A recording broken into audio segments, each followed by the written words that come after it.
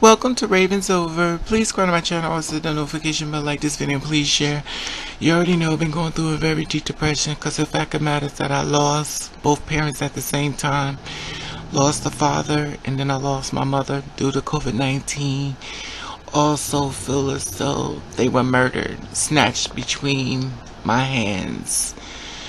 There's a lot that I deal with, and most times I'm the kind of person who can handle a lot, but this one is the hardest one because my mind is not always available to me. And I want to share with you the people that's supposed to care something about me, what they did when it came down to my life. Good morning. I'm turning this off just in case y'all can hear me.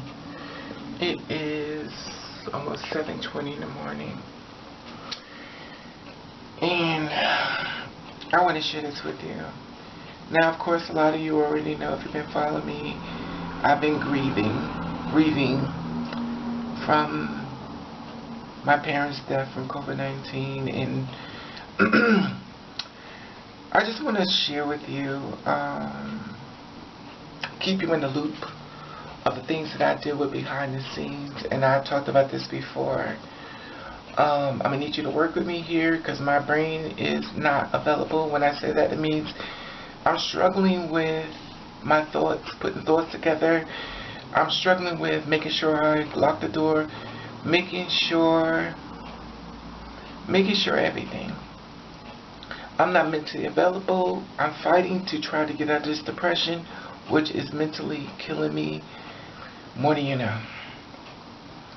So I just want to share with you, because I always say, a lot of times when the girls get murdered and stuff like that, I like to know how do the guys ever show up, or to be more supportive as far as, I don't understand how the girls get murdered, and I don't know everybody's situation.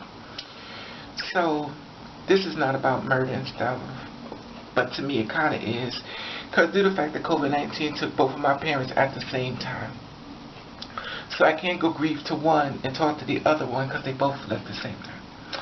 Now, we already know my mother and I had a toxic relationship and stuff like that. Unresolved issues, I talked about this as well.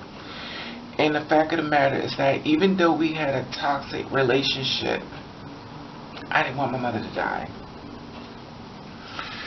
My father, my stepfather, and he went first. She went to get the funeral arrangements together for him, and she ended up dying with him. Okay. The delivery, which I don't want to go into too much, was for someone from my past, and y'all have been watching me, that we had a very toxic relationship. I call her the baby killer, because she killed my kid. So the woman who birthed me put her in charge, I guess, to hurt me one more time through the grave. And it worked. It worked. Her friends hit me up. They was letting me know that they had my back. They used to argue with my mother about me, and, since she was wrong. I get it. I can't talk to them. I can't mentally digest everything I'm dealing with at one point. But the one thing I did expect, not everybody, is the men that I know behind the scenes. The ones that like to watch my video and make sure that they don't leave a comment because they're going to trace back to them and they're so afraid. The ones that's probably watching this video right now. The thing about it is, they understood that my mother died. Well, I feel like murdered. But they made it about them. Oh, let me just tell you the things I've been told. 1 week. Well, she's passed on now. You should be over it by now. So 1 week of my mother dying from COVID, drastically, I should be over it. Okay. They felt offended because I said, what do you mean I should be over it? Well, I figured she's already gone. Like, what's the big deal? Because it's not their mother. Then I was told, yeah, I posted something on Facebook to tell you my condolences, but I know you. I didn't meet you on Facebook. So why do I have to go on Facebook? You're supposed to be calling my phone. You have no problem getting in my bed. But all of a sudden I have to talk to you on the phone. Then I told someone else. They actually started laughing. And this is a white guy. And he's like, wow, I'm really sorry. I just want to give y'all the idea of people that remind you, want to still exist in my world after all this smoke clears. Then I was told by someone else, do you want to go to her grave so we can spit on it? This is the information I've been downloading from people that could have just said my condolences, but no. Then I was told, now remind you, these are different men. And I'm sharing this with you because I want to get through this video because I want y'all to go back to dialogue in case you have to realize what I went through. And I'll make sure y'all get rid of every these sorry ass men out here that's not worth the spit that's in their mouth. But remember, they still want to continue to deal within your life. Remind you, they made my story about themselves. Okay. Another man tells me, well, I understand how you feel. I said, you lost your parents? No, but I lost my godmother, and that she was just as close. Okay, that's your godmother, and I understand maybe y'all are close, but that story has nothing to do with me. The whole thing about it is, if you don't have nothing to say, just don't say nothing. Prayers. Let me know if you need anything, knowing you ain't gonna do nothing anyway because you get 2 flying shits. But let me know if you need anything, I'll be there for you. Now, well, you don't understand. Just because your mother died, I don't think somebody understand what you're doing. You think you're the only one ever lost somebody through death. So now, I'm being attacked because I feel as though, due to the fact that it's not your mother, you know, your mother's still walking around on the earth, I'm supposed to have compassion for your godmother. Now, remind you, we're not even talking about a month in. We're talking about within a week, people telling me how they feel. How they don't care, how they laughed. These are different people. Okay. Then I was told, well, I want to come over and see you. And you know what that means. I understand your mother passed away, I still want to come see you. Because I want to do something with you sexually. So, did you hear what I said? Yeah, I understood that, but you know, I know what. Is your mother dead? No, my mother's not dead. Okay. And this is the reason why I am the way that I am. I'm not looking for your condolences. I'm not looking for your money.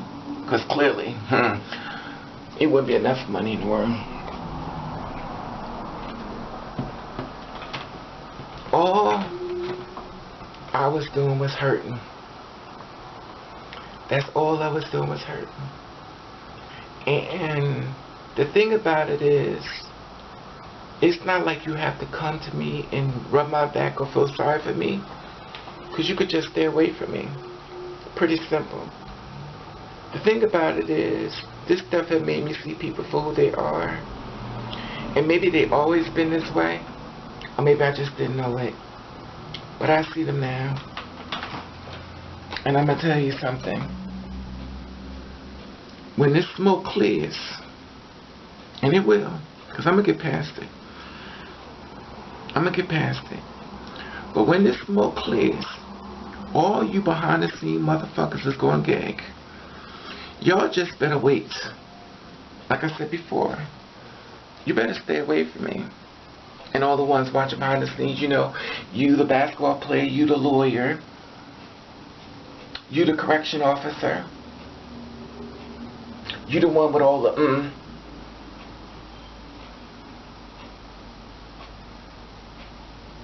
because there's a rude awakening waiting for you. And remember, there's over 6 million people see my page. You better pray to God I keep my mouth shut. Because I'm going to tell you something. At this point, you showed me that you don't give a fuck about me. And sometimes I feel as though just before I die, I need to return the favor. So my thing is this. Since y'all feel so offended because of the things I've said. And how dare you compare your not even that, just one person, the rest of them just one laugh on my face, get over it, so what? One person, I even been there for them when they lost their father.